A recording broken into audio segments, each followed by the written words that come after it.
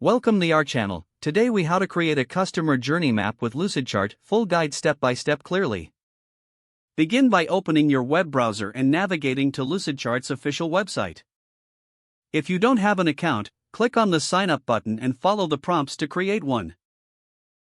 Once you're logged in, click on the new document button to start a fresh canvas.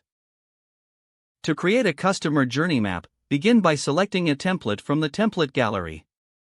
Use the search bar to type in Customer Journey Map to find relevant templates quickly. Click on the template that suits your needs to open it in the Familiarize yourself with the elements included in the template. Identify key components such as stages, touchpoints, emotions, and actions.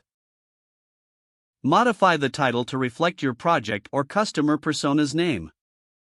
Start by defining the stages of your customer journey, such as awareness, consideration, and decision. Add text boxes or shapes to represent each stage along the top of your canvas. Next, fill in the touchpoints for each stage, illustrating where interactions occur. Consider customer emotions during each touchpoint and add relevant icons or color coding to represent these feelings. In the Action section, list the customer's actions at every stage of the journey. Use arrows to indicate the flow of the journey from one stage to another. As you create your map, continuously review the content for clarity and consistency.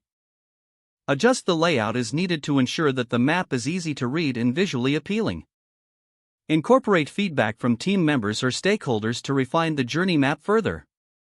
Once you're satisfied with the design, click on the Share button to collaborate with others or obtain a shareable link. If necessary, export your customer journey map as a PDF or image file for presentation or sharing purposes.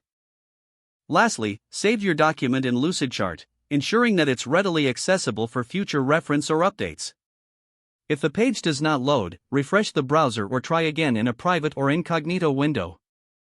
Make sure you are using the correct email address, then retype it carefully to avoid small typos.